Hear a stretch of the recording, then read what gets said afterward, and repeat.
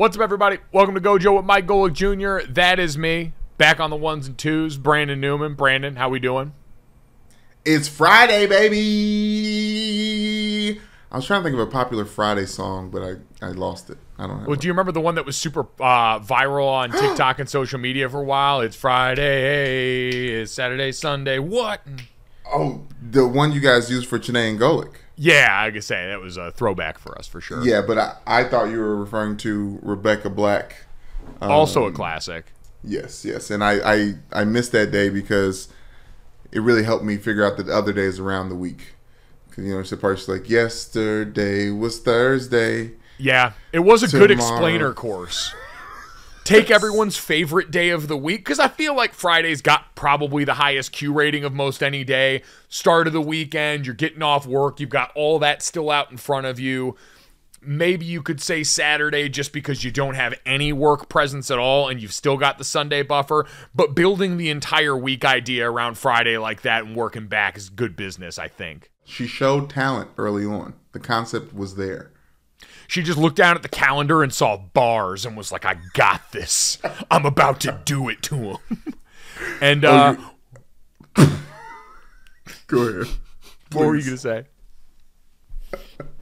Thought of a dad joke the other day. I wanted to run it by you. Please. It's really not okay. You know why they call it the weekend?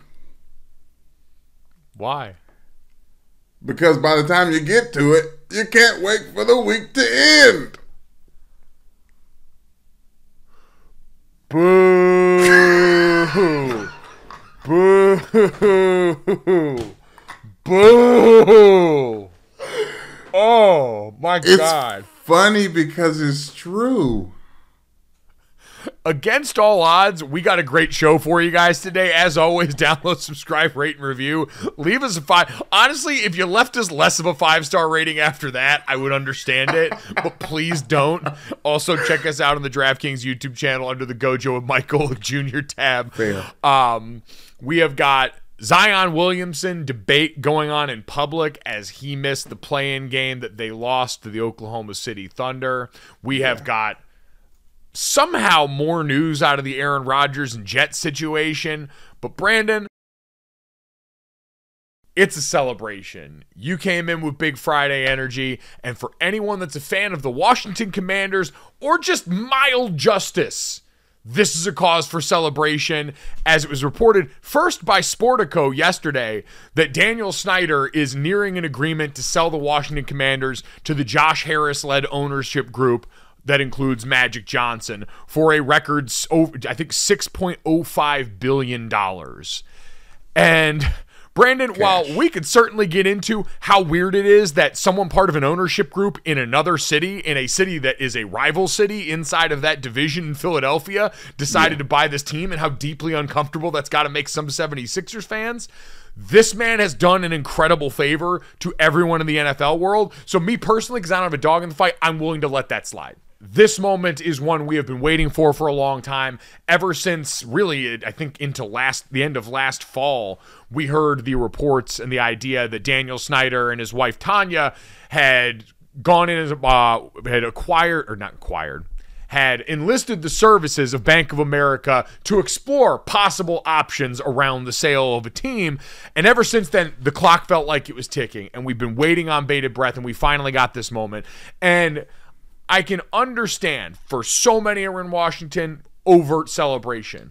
But I also saw, Brandon, a fair amount of people pointing out that for all the bad that Daniel Snyder was accused of doing, was a part of, his punishment on the backside of this was a team that he was a part of, an ownership group that bought in for about $800,000 when they bought the team, now pocketing about $5.2 billion. He acquired majority ownership of this team. He is making an unbelievable life-changing sum of money. And like we saw with Rob Sarver, the penalty you get is walking away a billionaire, walking away with even more generational money that you always had. And it feels like in that, it's hard to really get to these guys. And that's absolutely right. But in this moment, I do feel like it's worth repeating and worth pointing out that this should be about not hurting Daniel Snyder, which you could argue still happened, because We know the ego that he had about being a part of the NFL as an owner, being an owner of this team specifically as someone who came up as a fan of them.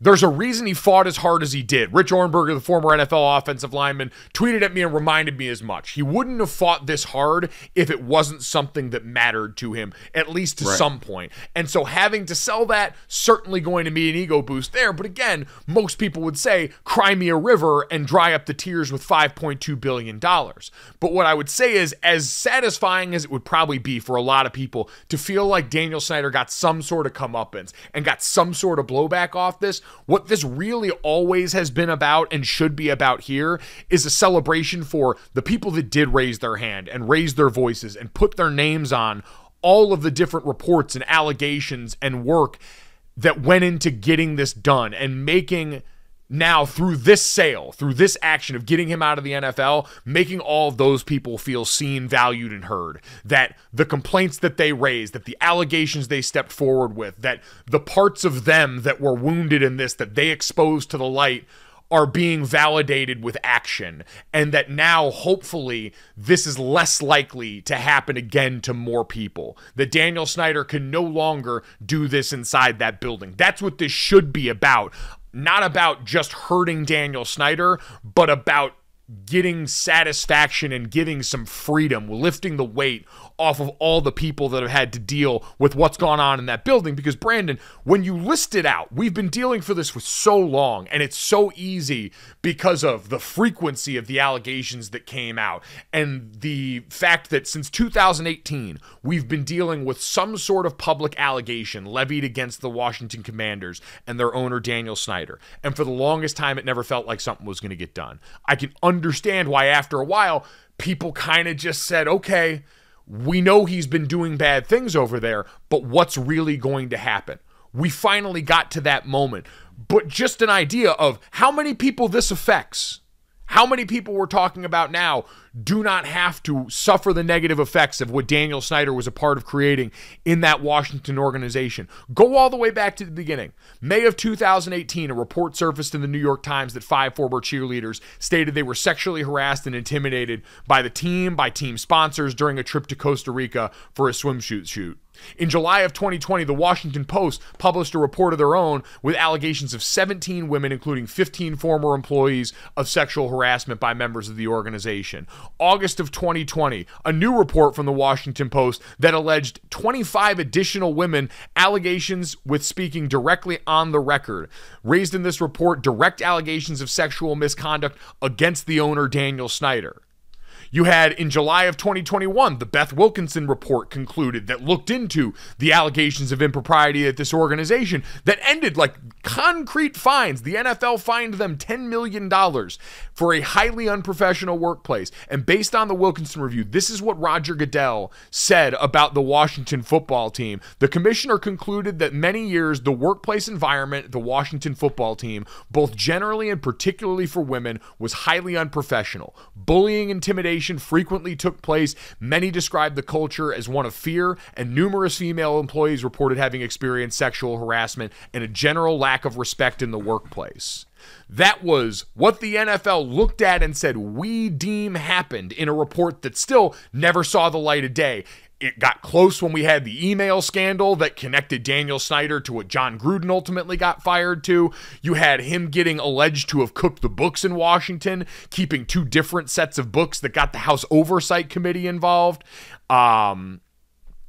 You had the ESPN report in fall of 22 that he had been using private investigators to follow around and dig up dirt on other owners than the commissioner after Jim Irsay came out at owners meetings and Kool-Aid Man through the wall and said, yeah, we need to get this dude out of here. He's making us all look bad.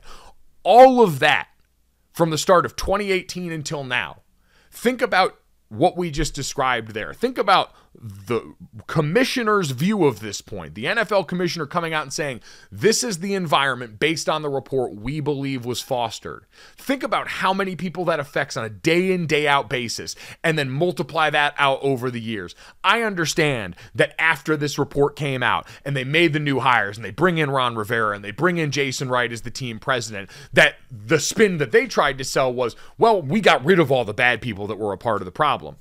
knowing that the fish rots from the head down, knowing that Daniel Snyder was still there, even if it wasn't day-to-day, when he said, step back from team operations. My wife, Tanya Snyder, is going to take over day-to-day operations. There's no way he would possibly have anything to do with the team while his wife's running the team. No, that's not possible at all.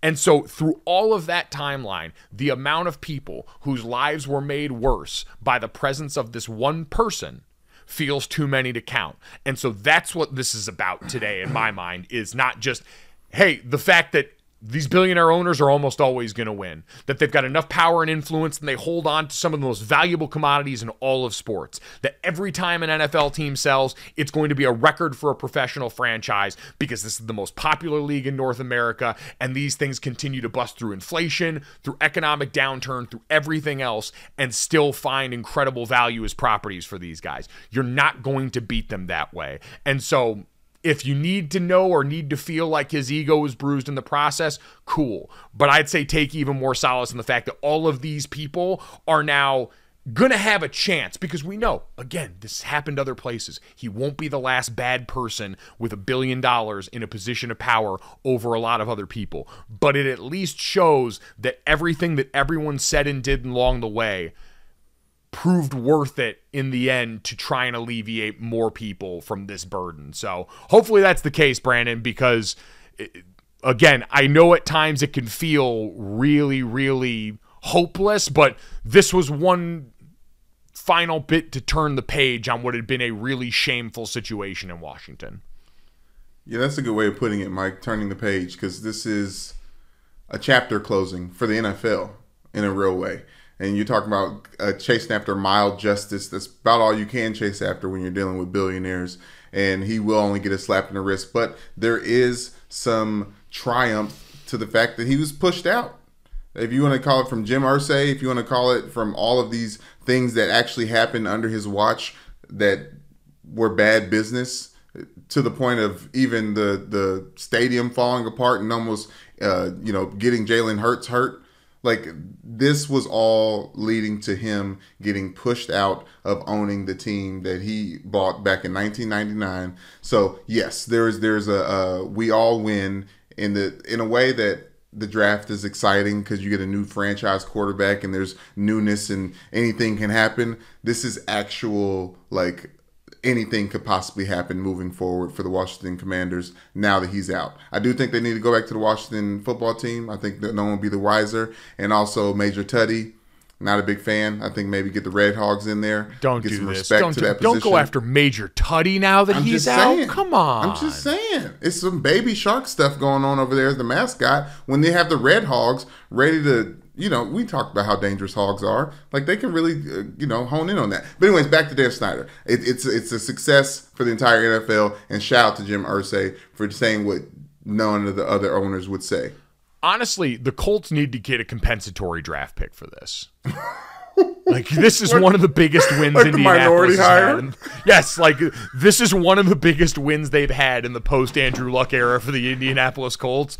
Hang a banner in Lucas Oil and give them, like, a fourth-round pick, a fifth-round pick, something like that, for being the one to step up and get the ball rolling on this in a meaningful way. Because you're right, Brandon, It feels good, this idea, for everyone that stepped up and raised their voices up, that this guy is gone, and it feels like everyone pitched in. In reality, is it probably because people saw him messing with the money and other NFL owners saw him embarrassing them all publicly by how messy and sloppy this was compared to other operations where maybe similar things are happening, but it's not hitting the light of day? That's all probably closer to the truth. But again, I still think for all those people, this is about the ends. This is about, is this person gone after everything he's been a part of creating negatively in that organization? And if that answer is checked yes, everybody gets to relax their shoulders a little bit and unclench their jaw, at least for a moment, if that's the only bit of solace. Right. Well, that's off the field with Daniel Snyder. Great article on the Athletic from Greg Rosenstein and Larry Holder. Runs through the era of Daniel Snyder in Washington by the numbers. Mike, can I go through a list of these? Oh, please, God. Yeah, I'd say this is forgetting the whole separate chapter of on-field futility, the failure of them to relocate and find a better stadium than the one that's falling apart that you mentioned. All of these things that he has held up on that side as well. Please list them. So the Washington franchise had 3 Super Bowl victories before Daniel Snyder became the owner in 1982, 87, 1991. 0 Super Bowl wins in the tenure with Daniel Snyder. 6 playoff appearances, which is really bad in 24 seasons. I don't know if you guys know. 4 NFC East titles. 3 double-digit win seasons, Mike. 3 10-win seasons. 27 starting quarterbacks. 10 head coaches under Snyder. The NFL ranks average attendance, and they have been ranked worse, 32nd in the league. 164 regular season wins, $10 million in fines. Yeah, that's as we mentioned for the Williamson report, fined directly for the toxic culture inside that building.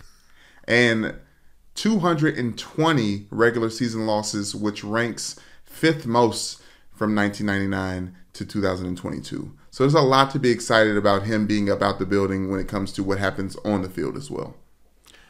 I mean, I go back to 2012 and how they basically ruined RG3's life. They got Kirk Cousins to be one of the richest quarterbacks in the NFL by playing the franchise game with him for as long as they did. They drafted him, though.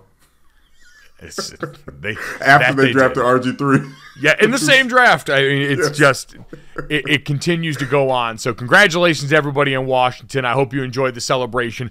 I would not be surprised if they actually threw a parade. This feels like the Washington Commanders Super Bowl. This feels like as close as they will be for a while, and absolutely a cause for celebration. Take off work, pop bottles, do whatever feels right.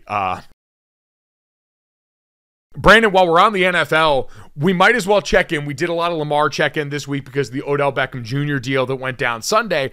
And then we got Charles Robinson over at Yahoo Sports giving us a little bit of an update of what feels like an update in the Aaron Rodgers and Jets situation that feels more like a chestnut checkers and a reminder that everything you're hearing right now leading up to what's going on in the NFL draft in a couple weeks is cloaked in bullshit. We all need to have our antennas up. We all need to be very worried about why we're hearing what we're hearing and who we're hearing it from. That's not to say anything disparaging about Charles Robinson or about Adam Schefter or about Ian Rappaport or anybody else. These are all people trying to do their jobs, but they are having to wade through the muck right now because everyone is trying to get their message across for their own reasons. So, with all that as the background, Charles Robinson came out on the Wild and Tao show, which is a Packers-based show, and said the Packers are holding out for what they want right now. He said, quote, Green Bay stuck at an asking price of a second-round pick this year and a straight shot one next year. Straight shot one, meaning it wouldn't be a conditional pick. It would be a first-rounder no matter what. They said they'd be willing to do 2025, some sort of draft asset give back if for some reason Aaron Rodgers doesn't play in 2024.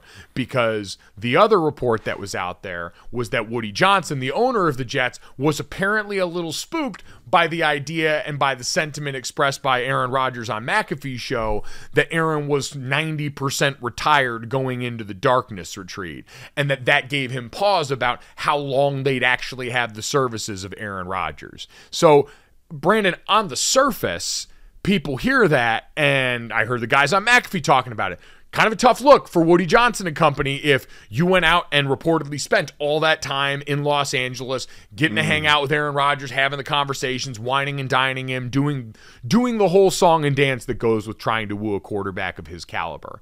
If you spent all that time out there, but then something you heard on McAfee's show was new information to you in this process, that's why the smell radar has got to go up and say, all right, if we put the tinfoil hats on this, we've had a lot of leverage conversations about this situation. We've had this described as a stalemate for a while now. Ian Rappaport went on with McAfee and those guys and said basically he doesn't think the framework of a deal has really been close in place with these teams. But if there's this perceived stalemate that's going on in public, a really good way to try and undermine the position of the Green Bay Packers would be for the Jets to say, hey, you know what, maybe we're not so sure about this guy now. Have it out there that maybe you are a little worried. Maybe you will kick the tires on some other things because you just don't want a one-year loaner. Because as good as Aaron Rodgers is, and as much as if he steps foot in the Jets locker room, it'll be Super Bowl or bust for that team, there's still some places in that roster where you have some questions. There's still some things with a team that young that you can't necessarily say, yeah, pencil them in to win the AFC East, pencil them in as one of the AFC favorites, especially in that conference in particular. And so if you're trying to start to throw out some smoke bombs here and there, this feels like a pretty good one to throw out there if you want to play the chestnut checkers game. I don't know, Mike. I love the fact that Aaron Rodgers shot himself in the foot with something he said on the McAfee show, because I feel like Aaron has a lot of similarities to LeBron James, and sometimes they'll lie just because it seems like it would be good for the narrative. And I don't know how much, we talked about this with your dad on this podcast, I don't know how much we were to believe that Aaron Rodgers was actually 90% thinking about retiring when he said it versus it sounding really good for the narrative at the time. Yeah, I remember us talking about that. I guess the thing I'd say is, if he made that choice to try and, make it seem more dramatic, right? That's the idea, right, that he would say that to make the whole transformative experience inside the hole feel even bigger and better.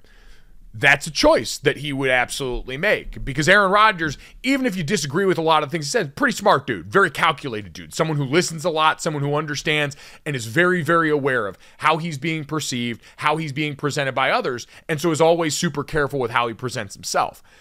I don't feel like that's something that he would have done if he thought he was going to negatively affect this situation, if he really did want to get out of Green Bay. So much of that appearance on McAfee's show was about him painting the Green Bay Packers front office in a light of, hey, I came out of that darkness retreat and they changed up their tune and they said they didn't want me. So I don't want to oscillate into giving him too much mastermind credit, but also he is a guy that picks his words pretty carefully. And so it would be stunning if that wasn't a sentiment that they talked about in all of that time. But I can also understand it's the Jets. So if people think that the Jets did a shitty job on their homework, that would be historically backed up by a fair amount. Do you really think the leverage is on the Jets side of things now? So I don't think this really changes anything. Like I said, I just think it's sort of one of those attempts right now. People floating things out there to try and see if you can sway things one way or another, get the front office in Green Bay feeling nervous that maybe they won't have a buyer, then maybe they won't get anything for them all of a sudden and bring down their price accordingly.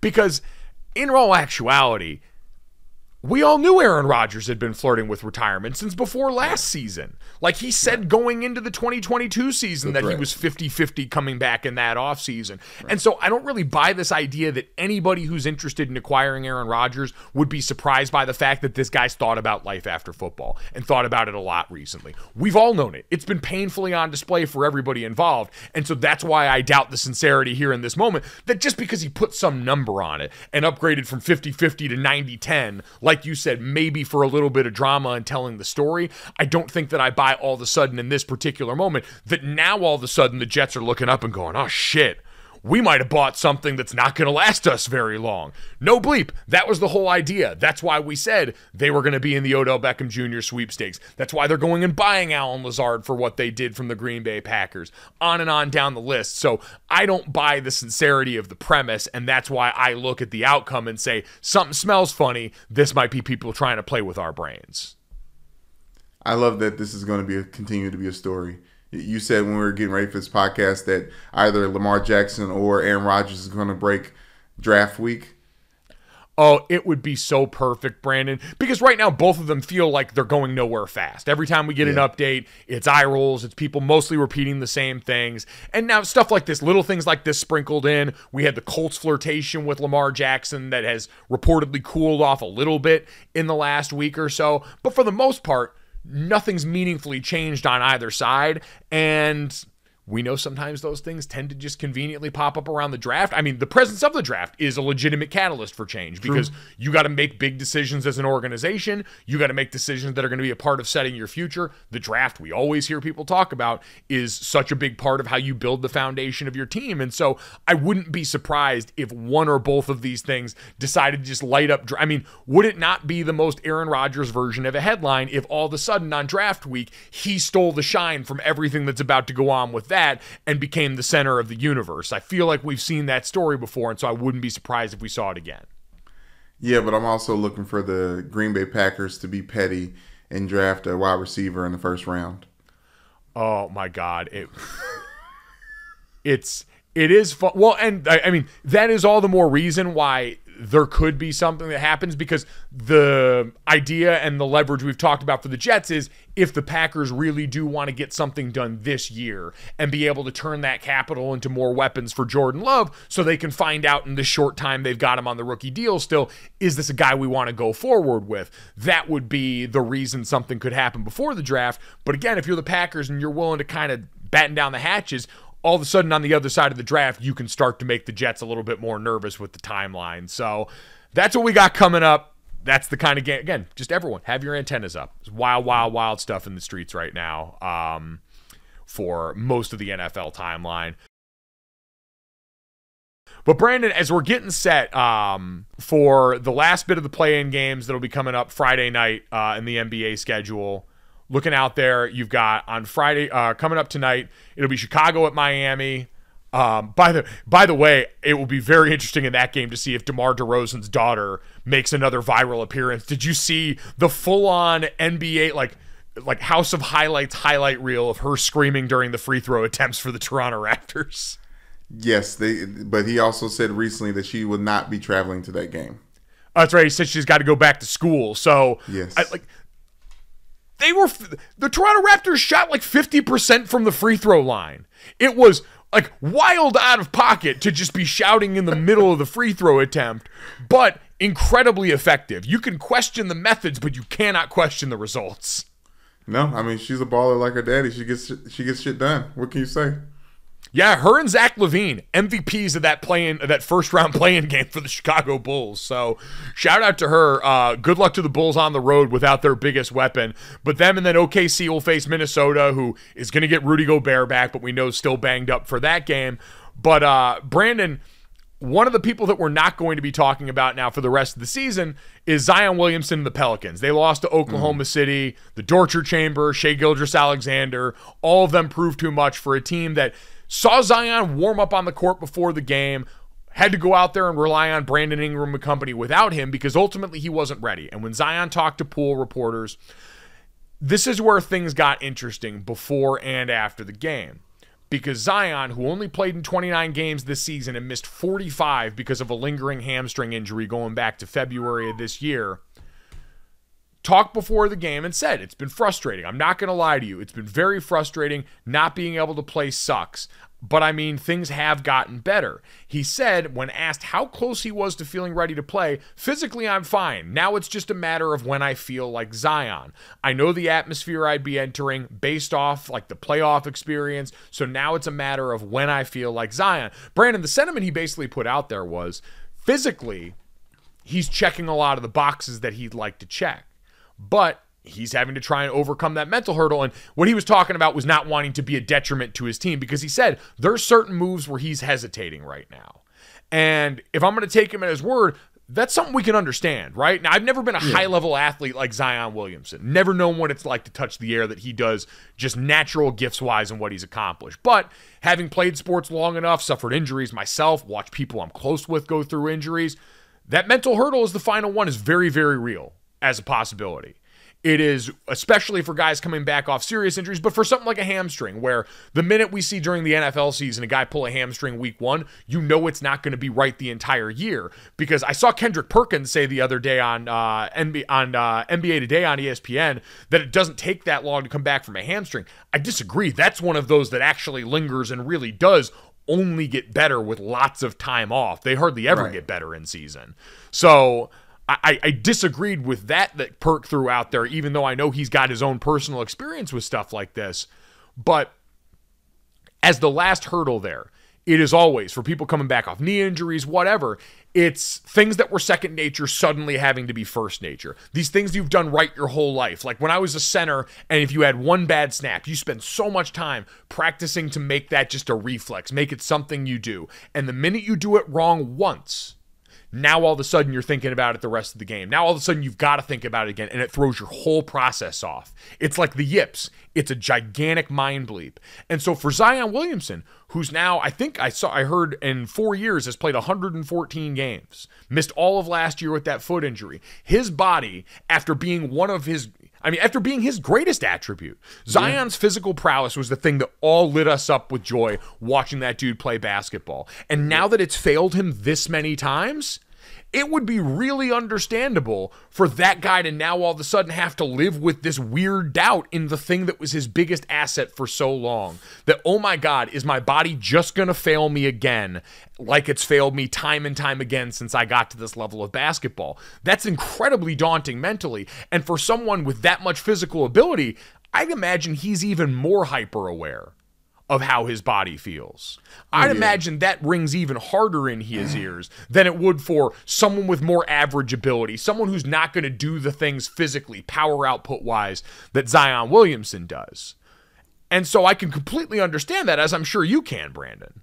Well, yeah, and that's when I think about Kendrick Perkins, which we've seen him do enough explosive things, but I don't know if he's been Zion level explosive. But yeah, I definitely think that Zion is dealing with something deeper than his physical body, although that's the thing that we need to get out there, and that's what everybody wants to see. That was so excited about him going number 1 overall to the Pelicans. But at this point in time, Mike, after all those games that's been missed, I think he figures that out on another team. I think it might be best for him and the Pelicans to part ways and let that be a chip on his shoulder, no pun intended, and let him, work to prove that he is everything that he wanted to be in the NFL. Not this next generation player, but a new version of himself that does produce. Because like we've said and like we've seen, when he's on the court, playing healthy, he's one of the best players in basketball.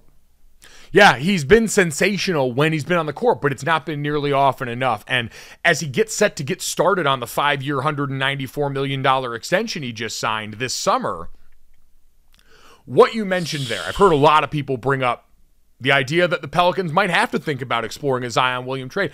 I don't think is that far-fetched. Like, based on the lack of return that you've gotten, the contract control you'd be offering someone else, and just the frustration that, listen, I saw I think it was Larry Nance Jr. came out and had some words of support for Zion Williamson. He was the one that tweeted that no one in our locker room is looking at Z any type of way. We're with him every step on his rehab. We support his process physically and mentally, in response to, Skip Bayless and other people saying Zion's not been available. And at some point, there's got to be a frustration enough to say, hey, maybe we got to explore what life looks like without the guy who, when they won the lottery, there was a legitimate party going on inside the war room for the Pelicans. We had the cameras on it. It was incredible to watch all of that because that's how box office he was coming out of college. The same year as, John Morant coming out, the talk about them at 1 and 2. Taking Zion was a no-brainer. It was really understandable. I know there were basketball arguments for John Morant. I remember making some of them. But at the end of the day, the combination of rare skill and the value that came with putting asses in seats right away to come see that guy, I get it. At the same time, if you told me they were going to explore a trade right now, wouldn't be able to knock them for it. Because we heard from the mouth of CJ McCollum, one of the guys that's on his team, talking in generalities after that game about their team. CJ McCollum said, availability is important. We've got to be available. We have got to do what we need to do off the court in terms of preparation, in terms of getting treatment, in terms of getting the right sleep, the right type of hydration, having the right type of diet.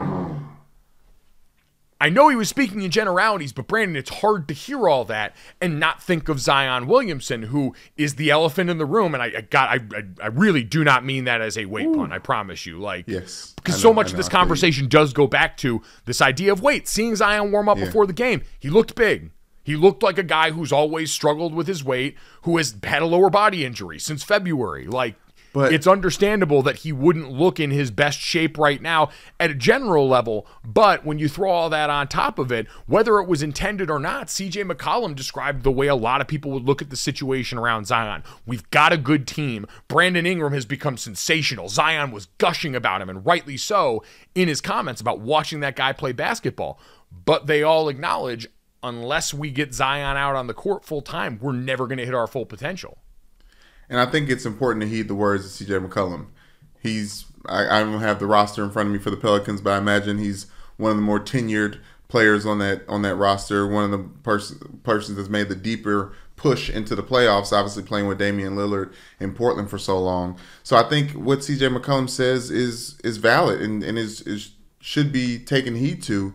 And I do also believe that Larry Nance Jr. says, like, no one's in that locker room, no one is rough looking at Zion sideways.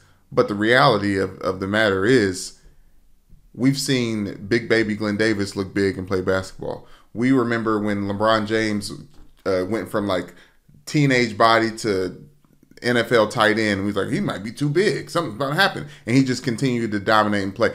Zion can be as big as his heart wishes him to be, or whatever he eats his way into be.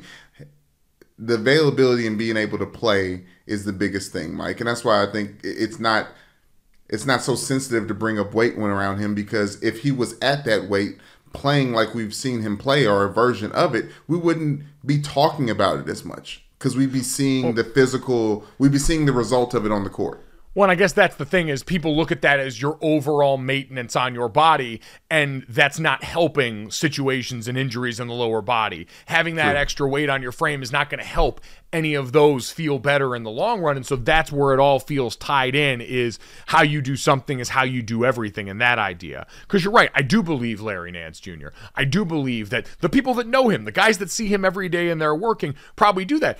I would also understand if there was some frustration, because Brandon, this is also the different worlds that people come to sports in. Zion Williamson's a #1 overall pick. He's a made man with $194 million coming his way. And he's someone who has his own standard in his head of what he thinks he's supposed to look and feel like on the court, right? I don't feel like Zion. He knows what that standard is. You hear Hall of Fame players talk about retiring all the time when they all of a sudden look out on tape and don't see the same guy production-wise that they used to, because they've got a standard in their head of what it looked like for so long. And so they're not going to go out there and compromise that. Then you've got a whole other half of sports, the guys that were like us, that were trying to get on the field, guys in the pro ranks that are trying to stick on a roster, who, when they've got injuries, lingering, nagging injuries, they got to play through them because they got no other choice. Right. And so if you're someone that's come from that side of the tracks and doesn't have the benefit of time, and just understanding that everyone's situation is different. The pressure on a back end of the roster guy is different than the pressure that comes with being Zion and all these people looking at you and all these people talking about you, because he mentioned it's hard not to go online or watch TV and see the things that people are saying that are critical of Zion Williamson. And in a day and age where we talk about trying to lead with a little bit more humanity because we see the effect this stuff has on people, I always want to make sure this doesn't come from a place of malice with Zion when we're saying all of these things. But it's an understanding that there's a lot of different perspectives out there. And I think when you get some people pushing back on the injury front, it's because for so many guys, their world and their life in sports is having to push through injury because they're not as talented. And so sometimes they can't look at and understand when someone in Zion's position says, well, no, I know what I'm supposed to be for this team. I know what it's supposed to feel like for me, and I'm not going to go and push through that right now because everybody's body's so different, because everyone's situation is so different. It's hard to criticize, but at the same time, the end result is dude's not been out there enough for them. And so if they feel like exploring a trade is the best option, it's hard to fault them, because if you've got a chance to get something in return for something that's become someone that's become so inconsistent as a commodity for you, sometimes you got to take that plunge. They're waiting around, wishing and hoping and wanting to get some return off this. And maybe right now that money's too much because it's so new to try and move for a guy that's coming off an injury-riddled season. Maybe you're going to need to see him out in the court in a Pelicans uniform for a while to show, hey, I'm healthy. Look at how great this is going again, before you be able to actually get something for him. But Brandon, at some point, it's going to feel too late, and at some point feels like it could be getting here sooner and sooner than we thought. Yeah, I don't feel like the franchise trusts him as much as the money is made out to suggest that they do. Because I feel like that's one of the main problems for him, is the circle isn't right. I feel like everyone's kind of looking at each other kind of sideways. Like, we just heard reports that Giannis had serious conversations with the front office of the Milwaukee Bucks about retiring after the 2020 season because, like you said, he couldn't live up to how he thought he should be playing in his head, and he pushed through that, and all the accolades that's come on the back end of that, right, Mike? Like, I feel like Zion needs more people telling him that he can, and I don't know if those people are going to be in New Orleans right now. Yeah, and there's going to be people that have questions about the front office, since that was a place that Anthony Davis stuck around at through the life of his rookie tenure there, those 7 years of control before forcing his way out. There are going to be people that draw comparisons to Joel Embiid, who dealt with a lot of injury in his young career and then figured it out late in his career. And I'm sure New Orleans is holding on hope that this is going to work out. He's their homegrown pick. He's a guy with otherworldly abilities. You're going to keep hoping for all this stuff. And because of Joel Embiid, you do have something you can point to as a recent success story coming in a similar vein of a big-bodied guy who dealt with those kind of injuries on the other side. But right now, the frustration, I would imagine, is mounting for people inside that building, and understandably so, because we've all been robbed of seeing what's one of the best young talents in the league right now. So that's the Zion Williamson situation, and that's the Pelicans having to chew on that the offseason that they're sitting at home right now watching the rest of the playoffs here after being bounced by Oklahoma City. Can I say that I really do think there's a lot of people that respect Zion, because the fat jokes that could come are at bay right now. Like, I feel like I know there's like trolls, because I think we've Twitter realized people that don't matter, but like I feel like the people are being respectful to Zion to an extent. What, you mean the people that do matter? Yeah, like the people that are actually reporting on this and the real thing, and even like the popular fan podcast. Like, I don't feel like people are actually coming at Zion the way they have in the past, even. Well, I think we've figured out that that's being a dick. Like, going at someone and making fat jokes, especially with what we've learned in the feedback, like, forever, Eddie Lacy will stick in my mind on this front. Because I remember when Eddie Lacy was a bigger running back when he was in Green Bay, and people made a lot of those jokes. I'm sure myself included at some point. And all of a sudden, Eddie Lacy came out and talked about how big an effect that had on him, how much that hurt him hearing all those things, how much he struggled with his weight. Because we know we've had plenty of teammates where there are certain guys, like in all sports, that some of them were like me, who had trouble putting weight on, and then there are other guys we know plenty of who struggle taking it off, who are just naturally bigger people, who wear more weight, and Zion's always been one of those guys. He's been naturally bigger. He's been built like this. And so his fight is taking it off and keeping it off consistently. Everyone's got a different vantage point on all this stuff. And that Eddie Lacy incident taught me a lot, reminded me a lot. And so every time we go down one of these, I never want it to be belittling someone for their weight. You can be critical if you believe someone is not doing the work necessary to keep that at bay, if you've got receipts on that, if you know for sure. But those are hefty accusations for people that aren't in the building. And having been inside those places, I'm always a little wary of trying to indict someone for the work I think they are or aren't doing when I haven't seen in there myself. So for Zion, yeah, it's been good that I think we've all had this collective realization that belittling athletes for how their body looks or function isn't the way to go about it. We can ask questions about it. And like here, we can comment on the fact that at the end of all, this is a conversation we've had with Lamar Jackson, whether or not you attribute his injuries to him being a mobile quarterback, which I don't, because again, they've happened in the pocket. They've happened. And he's been off the field for the end of these last 2 seasons. For Zion, it's been much more than that.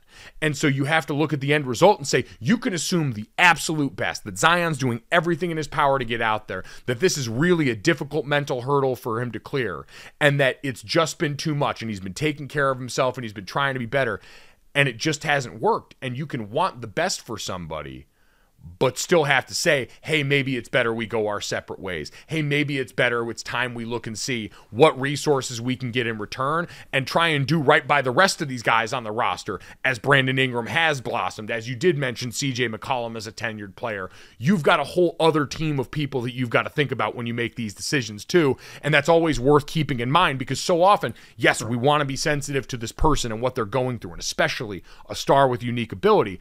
But every coach will tell you, yeah, I got to walk in that locker room every day and answer to all the rest of those guys too when we make these decisions. And that's the other factor that goes into the decision-making for these kind of things. Brandon, speaking of decisions, every weekend we get to decide what the hell we're going to turn on the TV here. We got our Friday turn-ons since this podcast. Honestly, I feel like you've cooled off on some of the horny factor lately. Me? Yeah, I don't feel like you've been nearly as overtly horny on this podcast. I mean, if you were to ask me, I feel like I never began being horny. I feel like that was a narrative, a false narrative that's been pushed.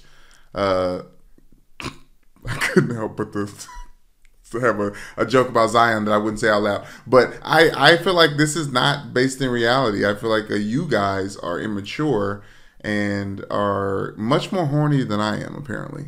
My God. I know you are, but what am I? Defense. Incredible. What? I think it's valid here. For me? No. Anyway. Takes one to know one. Smelt it, dealt it. Oh, my God. Brandon, as far as what I'm turning on this weekend, obviously NBA playoffs are going to be in the mix there. Outside of the play-in games we got tonight, Saturday and Sunday, we actually get the first round of the playoffs going. Yes. Saturday, I am fascinated to watch the 8:30 p.m. Eastern tip, Golden State and Sacramento. You got Sacramento, who hasn't made the postseason in something like 16 years, lighting the beam. De'Aaron Fox and company have been a really fun story all regular season, but we're all very curious what that looks like when you actually turn on the lights in the meaningful part of the NBA season. And then on the other side, we've got the Golden State Warriors, who are now getting Andrew Wiggins back. And I saw he is going to be available for game 1. They're not sure in what capacity he's going to get used, how many minutes he's going to log. But as we know, the Golden State Warriors, getting ready to defend their title, have had this huge disparity in home and road wins and losses. A lot of people have looked and said Andrew Wiggins and what he does is kind of the missing piece of Golden State potentially being able to do this. And so seeing how quickly they're able to integrate him back, seeing what he looks like coming off that long hiatus where, again, reportedly he was dealing with an illness in the family that he was tending to, that's going to go a long way in informing what we think Golden State's role is in that chaotic Western Conference. And then, of course, we've got your Lakers and the Grizzlies tipping off at 3 p.m. Eastern on Sunday. Before we get to the Lakers and Grizzlies, Mike, if the Kings knock the Warriors out of this thing, the Simpsons character that's the bully, that's all I can think of in my head. Just like a big finger pointing at the Golden State Warriors and be like, I mean, they just won it last year, so you know, how much can you make fun of them? But like, I was just going to say, I feel like that'd be... pun fully intended, more of a coronation for the Kings than anything else. Everyone's looking for reasons to doubt them right now.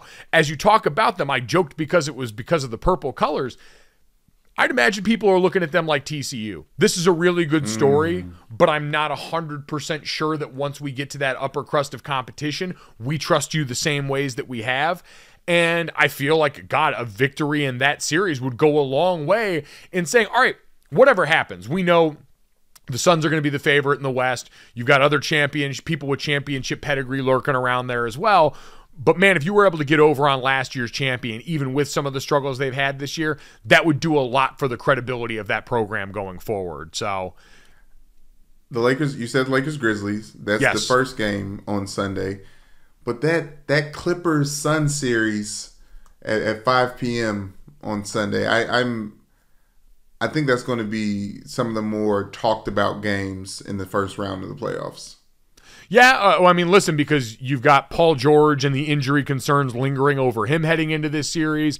Kevin Durant, it's still been such a limited sample size, albeit he's been so potent on court with his record going back to when he was in Brooklyn. But yeah, seeing what that operation looks like now in the playoff crucible, going to be awesome. That's one that for most people looks like the favorite in the Western Conference. But Brandon, that's all a preamble to what we really got going on Sunday night action. So the other thing I'm turning on, we talked about it with Charlotte Wilder. Love is Blind Season 4 finale is coming out.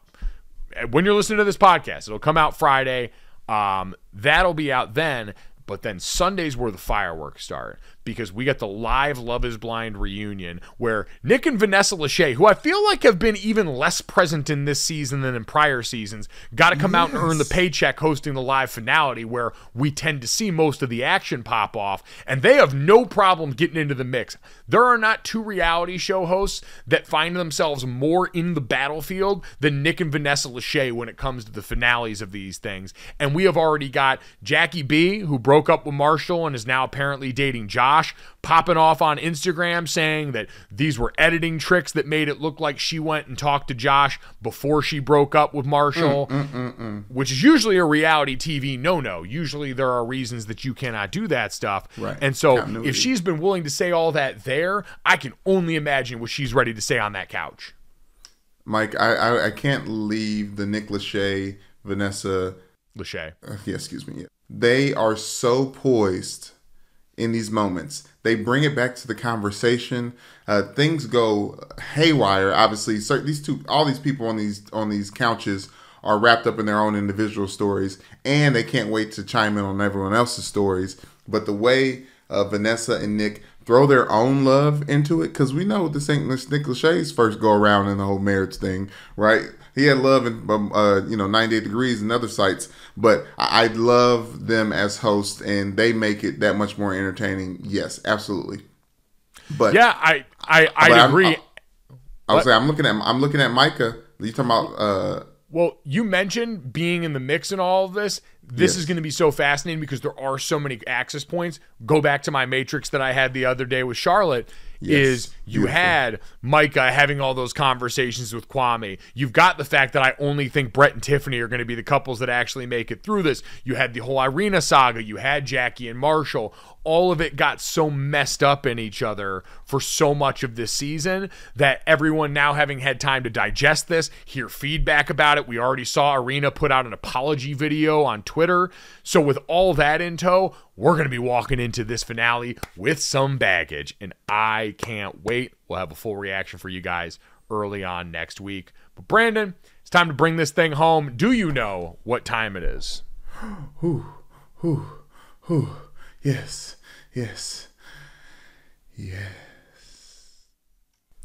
I just want to thank you, Mike. You've given me an opportunity that I won't soon forget. I just want to let you know. My whole life has changed since you came in. I knew back then you were that special one. I'm so in love, so deep in love. You make my life complete. You are so sweet, no one can please. Glad you came into my life. You blind me with your love, in this, that, and the third. For the grown and sexy, this, that, and the third. If it made you feel things in places you don't got to talk about in public, make sure you download, subscribe, rate, and review. Leave us a 5-star rating and check us out on the DraftKings YouTube channel. Brandon, let's get to this, that, and the third. Hey, you want to say thank you? I just sang a love song to you, G did. Oh, thank you. Okay, you're welcome. Go ahead. It's like when someone says, I love you, and you just say, no, you don't. No, you don't. Or thank you. Somebody recently told me they love me, and I was like, all the love over here for you, too. There's just like... It's one of those things that depending on who the person is and what what your relationship is, it's a really hard thing to just say back sometimes comfortably. So I applaud you for handling it as gracefully as you did. Oh, all right. Let's get to this, that, and the third. Three quick ones here. Let's start off, get a little baseball in everybody's life here. Because the Tampa Bay Rays, Brandon, they're streaking. 13 straight wins to start the season. Now is a 3-way tie for the second longest streak to start a season, along with the 82 Atlanta Braves and the 87 Milwaukee Brewers. They beat the Red Sox 9-3 on Thursday, which, my God, our poor friend, lift up Jared Carrabis in prayer. Yes. As the Red Sox are now, I think, 8 games back in the division already this quickly into the season. He's got to be in hell right now. But listen, Randy Arozarena, who we last saw absolutely stunting all over the World Baseball Classic, is now helping lead the charge for this Tampa Bay team that looks like an absolute world beater. You know what I think the difference is, Mike? This year, jerseys-wise, they're running the Devil Rays back. They're just kind of emptying the clip on a lot of Devil Rays merch. A lot of, if you're in Florida and go to a Dick's Sporting Goods, you'll see plenty of it, Mike. But third winning streak of 10 and plus games in Rays history. 3 straight shutouts entering Tuesday with the longest streak in Tampa Bay history. 9 teams in MLB history have started out with at least 10. Oh, you already said that. But anyways, I think that this is special. I think it's because I'm in Florida. I don't know if I can root for them because their stadium sucks and Fair. My heart is elsewhere when it comes to baseball. But I like what they're doing. I like what the Devil Rays are doing. I also, speaking of what people do well, there is no one that does this particular brand of stat better than baseball, because we mentioned they're in a 3-way tie for the second longest streak to start a season. The longest streak of wins to open a season without a loss was set by the 1884 St. Louis Maroons in the Union Association. That is what baseball does better than anybody. Made up fairy tale names from a million years ago before anything was remotely resembling what we know about the game today. Mike, I have to take this time to make a comment about the biggest sports rule change argument that you and your dad got into yesterday. You guys are hinting around the shot clock in 1954. You know what else happened in 1954? What happened, Brandon? Black people were allowed to play in the NBA. Talking about rule changes, I think that's one of the most significant ones. Yeah, I would say so. Yeah, breaking the color barrier, absolutely. Like, was it a rule change as much as it was just like no? It was breaking through a bunch of racism. Hey, tomato. Bill Bill Russell being drafted, the first black player drafted to the proper NBA, and then him doing what he did, and he was a champion, obviously, in college as well. So. Obviously, he was a trailblazer, but we joke about, having to make things black and white all the time, but I just couldn't help but it's like, seems like a pretty significant rule change. Nope, I would say so. That one probably qualifies as the biggest if we're going to consider it a rule change. That is incredible. Brandon, let's get to that. Also, in the world of baseball, Phillies pitcher Matt Strahm went on a podcast the other day and talked about something we've seen happen this season. So we talked all about the pitch clock making games shorter. Yes. As a result of that, the games now being under 2 hours and 45 minutes, which, as Dad pointed out the other day, would be the first time Major League Baseball averaged that for a game for the entire season since 1985.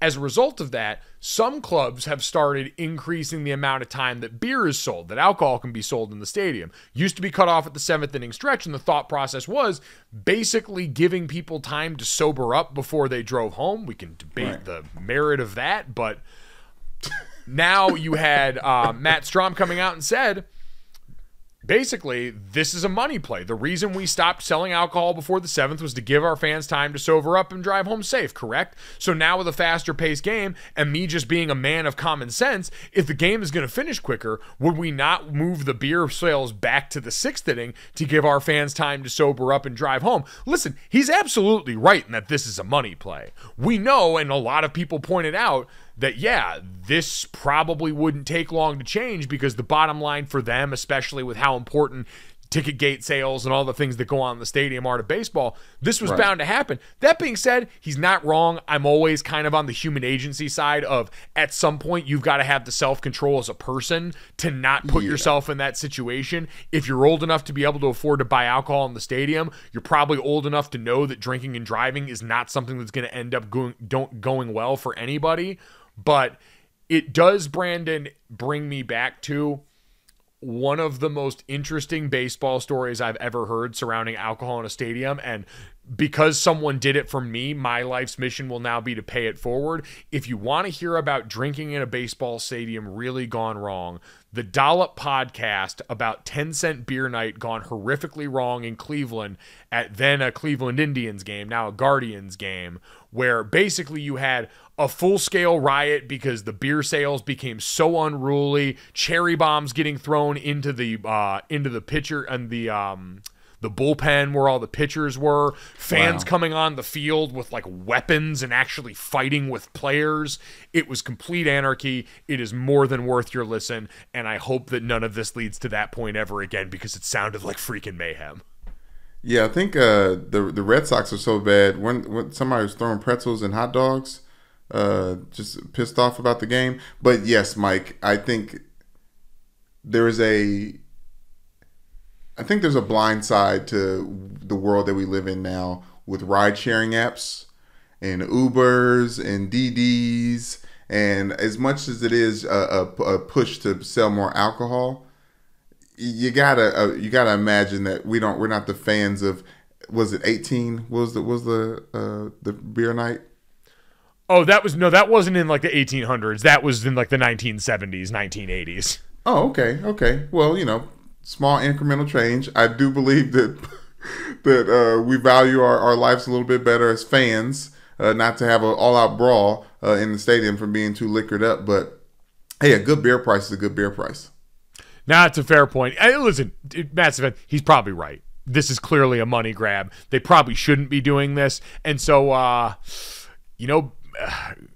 everyone be safe. Use the rideshare options. Police yourself. Please, like you said. Please help the cause. Brandon, let's get to the third and something that's actually going to help out human society, the world at large. Innovation taking place in a real way in New York. There's a restaurant called H&H Bagels in New York City that's getting ready to build on the stuffed crust model. They're shoving and jamming Philadelphia cream cheese inside of bagels now to essentially create a stuffed crust experience in the morning. They said the H&H Bagel is going to use a pastry tool to pipe in Philly cream cheese by hand. A process is going to leave small holes where the insertions are made, similar to a jelly donut. But Brandon, the end result is we are going to get stuffed bagels. And I, for one, am so glad that I was born at this exact moment in time where this innovation would come to light. There are few things on earth I love as much as cream cheese as a spread. I think it is underutilized. I think it's under-talked about. I think it's delicious. It's got a beautiful consistency. And the combination with a bagel that now can have it on the inside. So I would hope, I would pray, has it at a ratio that's going to make it far exceed what you could get just spreading it on the outside. Really excited to check out this innovation. Yes, Mike, I have some qualms. I hope it's made to order because the cold-warm dichotomy of the thing is very interesting to me. I do want to give receipts and evidence to your love of cream cheese. You were the first person. Now, if anyone knows me, I lead the league in fast food innovations when it comes to just adding calories and taste to a meal. But, Mike, when you introduced me to requesting cream cheese from a breakfast establishment on top of an egg and cheese meat sandwich. Like the egg and cheese meat sandwich. Shout out to Noah's, talking about LA. Shout out to Noah's because they look at me like I have two heads when I do it, but it's the only time I can get a decent bagel in LA. Not a big bagel place, LA. But yes, you're right, Mike. The double egg and cheese or whatever the sandwich is with cream cheese spread, it just takes it over the top. It just takes it over the top. If you're listening to this podcast and you've never tried that before, I promise Brandon's not lying. It's the greatest thing I've done to my breakfast experience maybe ever, is figuring out, and I forget who gave that game to me. Like, shame on me, but again, my job's to pay it forward, is sausage, egg, and cheese on a bagel or on any sort of breakfast, like bread with some cream cheese smeared on top. Going to take it to another level. It's going to do things to your body that you didn't know were possible. And now the devil's going to try to shame you via the person that's like, you want cheese and cream cheese on it, and you just look at them and yes, that's what I'm asking for. And also New York started, I believe, scooping out bagels to make them lighter or less caloric. Like actually having the bagels and scooping out the bread and kind of making them kind of hollow. So I'm glad that they're answering the call by adding calories back to the bagel. Yeah, it's like when you have debates around the all-star team and you say, well, if you're going to say someone got snubbed, you've got to take someone out. Right. Conversely, if you're going to take something out, you got to put something back in. And that something is rich, delicious cream cheese. Hey, that's pretty horny. If you enjoy rich, delicious cream cheese being pumped into your body, make sure you download, subscribe, rate, and review this podcast, leave us a 5-star rating, and check us out on the DraftKings YouTube channel under the Gojo with Mike Golick Jr. tab. Thanks so much. We'll talk to you on Monday. Have a good weekend.